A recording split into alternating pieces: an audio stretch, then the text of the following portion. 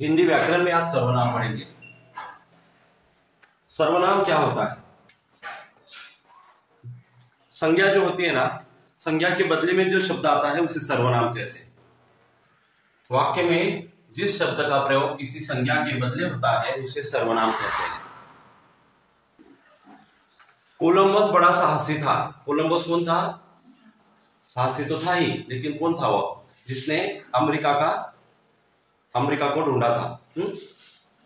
Columbus बड़ा साहसी था, वह एक कुशल नाविक था। कोलंबस के बदले वह शब्द आया है तो वह क्या हो गया? सर्वनाम हो गया। कोलंबस क्या है? संज्ञा है। कौन सी संज्ञा है? व्यक्तिवाचक संज्ञा है। कोलंबस व्यक्तिवाचक संज्ञा है और कोलंबस के बदले वह शब्द आया है। कोलंबस बड़ा साहसी था, वह एक कुशल नाविक था, तो वह क्या है? संज्ञा है। और एक उदाहरण देखिए, शंकर, ये क्या है? संज्ञा है। शंकर जी ने कहा खर्च का प्रबंध मैं क्या है? शंकर के बदले शंकर जो शब्द प्रयोग है, इसके अलावा जो शब्द आया है वह है मैं। खर्च का प्रबंध मैं कर दूंगा। तो पहले वाक्य में वह और दूसरे वाक्य में मैं, यह क्या है? सर्वनाम है।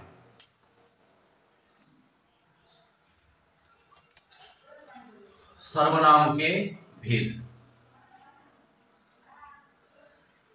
कौन कौन से हैं? देखिए, सर्वनाम के कितने भेद है? सर्वनाम के 6 भेद है। पहला है पुरुषवाचक सर्वनाम, दूसरा निश्चयवाचक सर्वनाम, तीसरा अनिश्चयवाचक सर्वनाम, चौथा निजवाचक सर्वनाम, पांचवा संबंधवाचक सर्वनाम और छठा प्रश्नवाचक सर्वनाम। पहला है पुरुषवाचक सर्वनाम। पुरुषवाचक सर्वनाम के भी 3 भेद है। कितने भेद है? 3 भेद है। पुरुषवाचक सर्वनाम के कितने भेद है? 3 भेद है, जिसमें पहला है प्रथम पुरुषवाचक। प्रथम पुरुषवाचक सर्वनाम।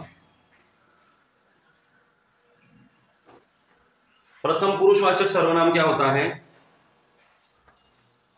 जिस वक्ता, श्रोता या अन्य पुरुष के विषय में बोला या लिखा जाता है उसके नाम के बाद आने वाले सर्वनाम को पुरुषवाचक सर्वनाम कहते हैं। पुरुषवाचक सर्वनाम किसे कहते हैं? पुरुषवाचक सर्वनाम। तो पुरुषवाचक सर्वनाम किसे कहेंगे? जिस वक्ता, श्रोता या अन्य पुरुष के विषय में बोला या लिखा जाता है उसके नाम के बदले आने वाले सर्वनाम को पुरुषवाचक सर्वनाम कहते हैं। तो अभी देखिए, प्रथम पुरुषवाचक सर्वनाम क्या है?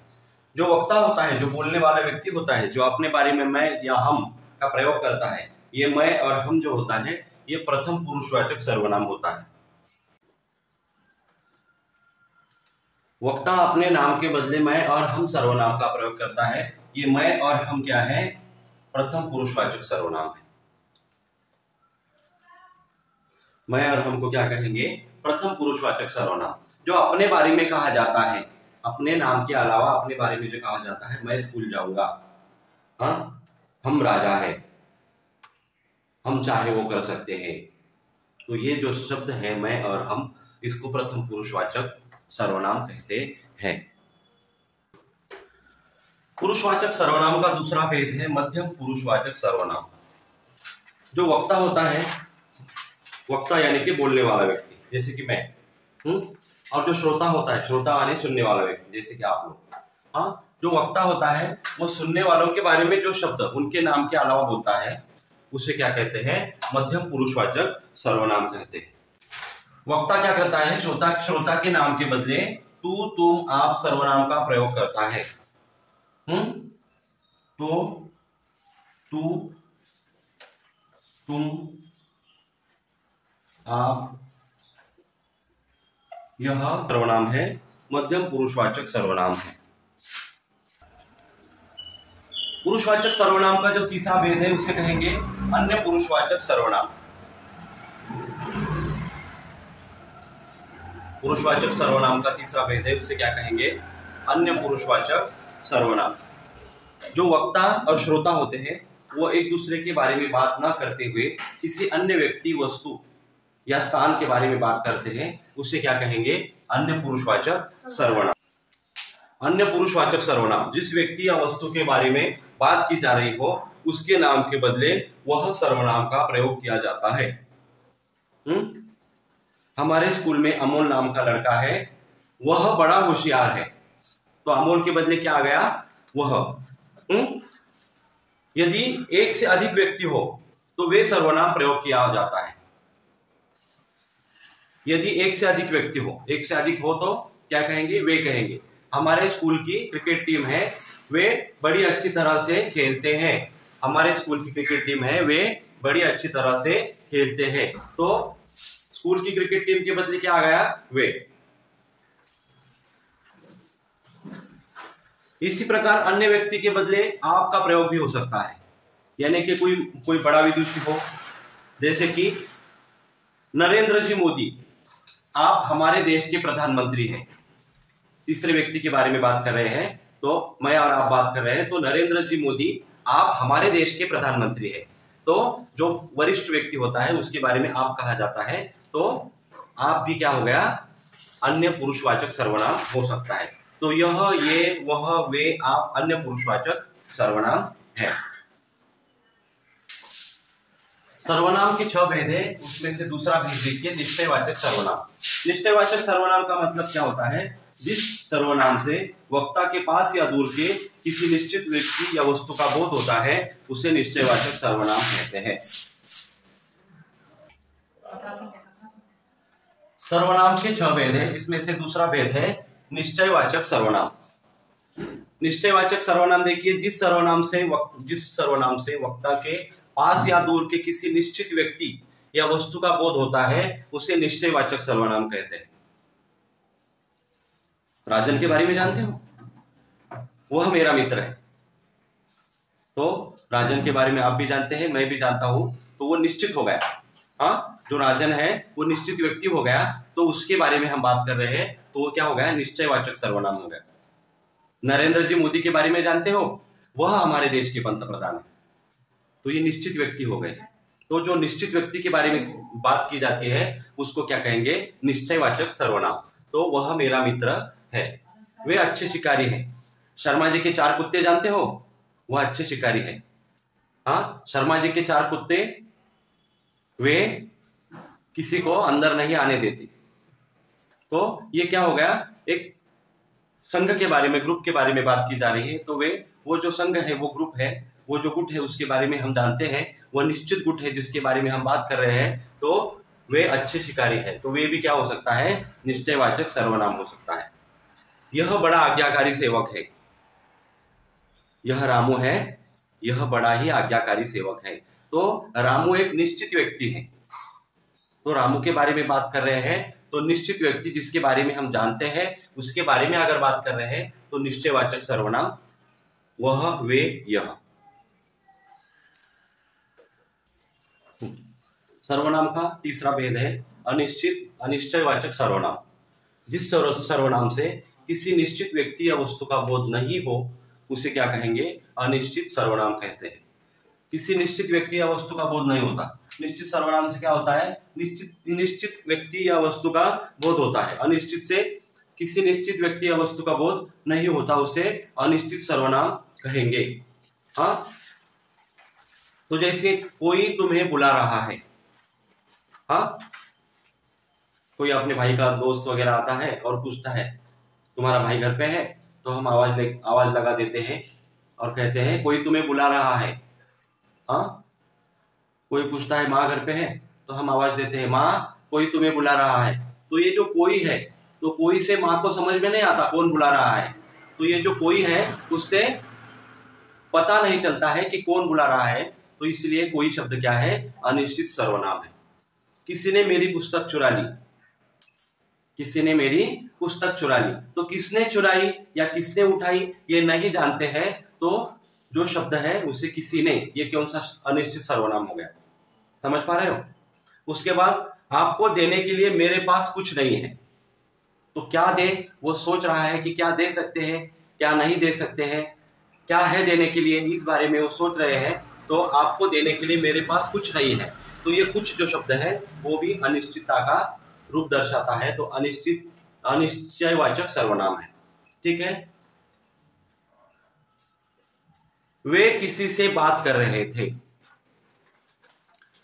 हमारे स्कूल के बच्चे दिखे थे, वे किसी से बात कर रहे थे।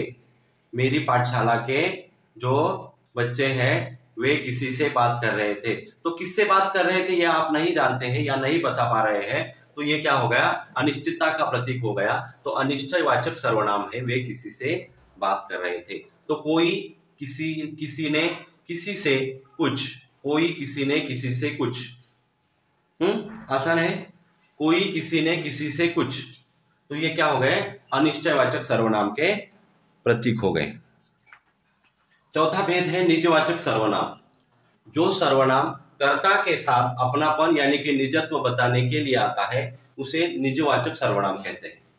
जैसे मैं खुद उनसे मिलूंगा, तो इसमें खुद क्या है, अपने बारे में कहा गया शब्द है। तो मैं खुद उनसे मिलूंगा, तो ये कर्ता से क्या करता है, निजत्व अपनापन दिखाता है। किसका बसता है, मेरा बसता है।